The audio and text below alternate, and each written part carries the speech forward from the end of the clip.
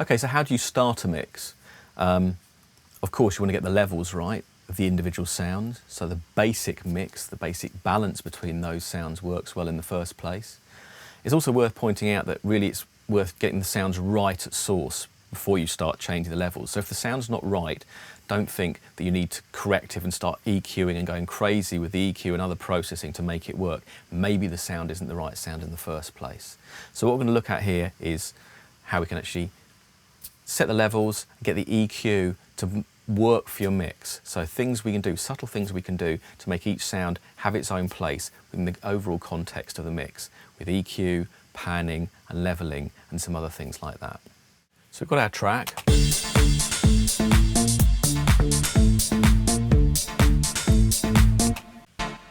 So we take our house stab here and bring up the channel setting window. You can see here the way in which the frequencies are spread across the spectrum from low to high. So you can see there's some low frequency energy in there, and this might be getting in the way of the bass. So what I'm going to do is I'm going to apply a filter, and as I push that up, it's removing this area here, or attenuating it. So I'm increasingly removing more and more of that low frequency. What you want to do here is try and remove some of it so it doesn't clash with the bass, but still leave space for the other elements in the mix.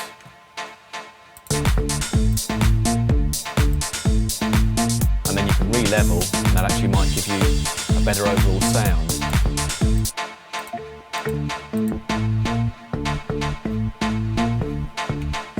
So that's a classic example of using EQ to actually help things sit nicely together in a mix. This is before.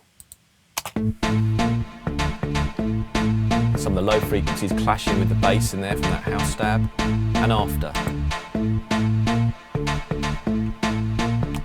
Now on its own, the house stab might sound a little bit thin, but actually in the context of the mix, it works. So now let's look at some EQ on the bass here. We're going to try some boosting rather than cutting here. Now you can see there's a lot of bass energy here. There's not much of the high frequencies in there, unlike the other element we were looking at before. Let's try a bit of boost.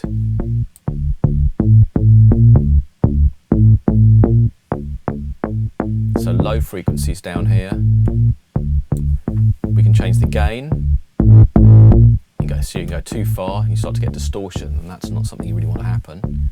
You can also change the frequency, where the boost is going to happen, but also the width of that band. So you can make it very, very narrow or very wide. Narrow boosts tend to not be such a good thing. They're much more noticeable and cause problems in the mix.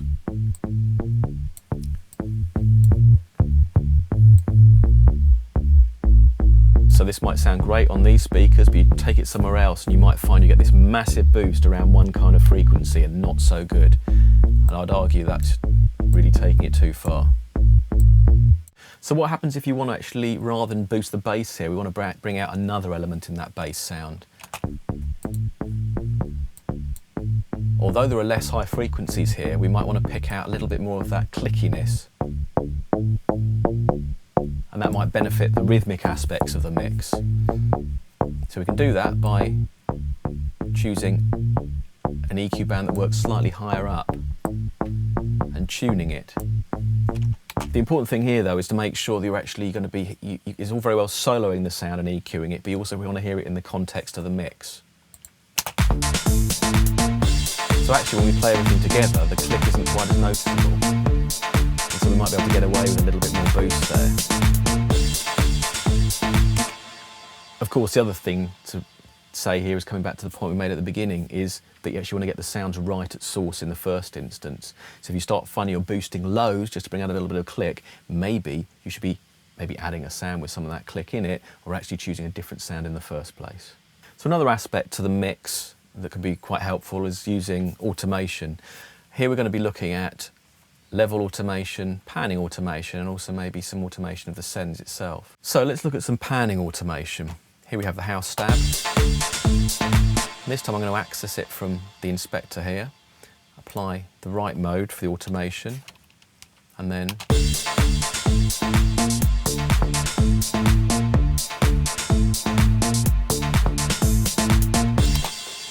so very rough and ready, but you can see that what it's done, it's drawn in this panning.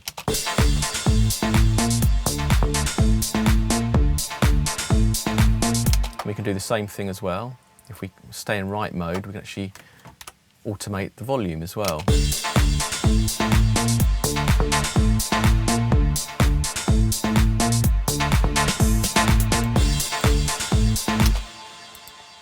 Let's have a look at the automation. So there we have the volume automation as well. Let's zoom in.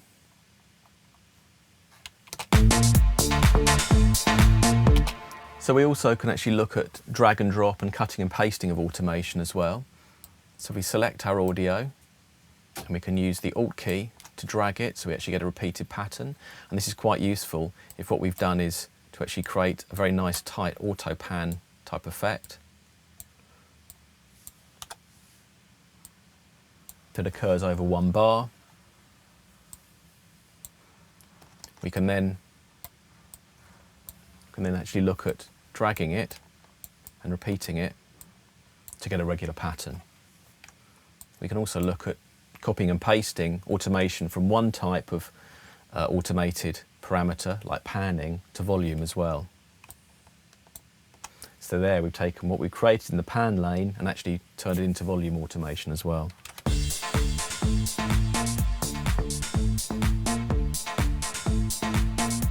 So it may not work creatively, but you can certainly apply all these different ideas in lots of very interesting ways.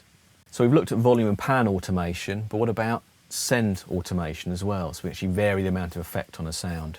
This we're going to use delay to actually increase the delay and pull back the delay on a particular sound.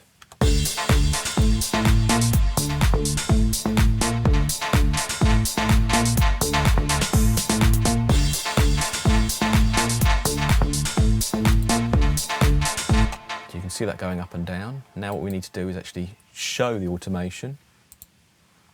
If we see it here, you can see the send level going up and down. So as the send level goes up, the amount of delay increases.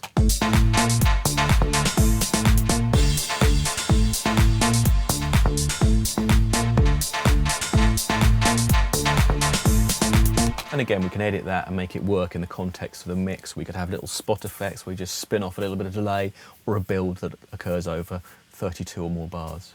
Okay, so we've thrown a lot in there, and you can see just throwing in lots of different kinds of ideas. But the key here is to be creative, try out some ideas, experiment, see what works and see what doesn't. There's lots of fun to be had, and really the only way to try out and see what works is to just dive in there and get stuck in.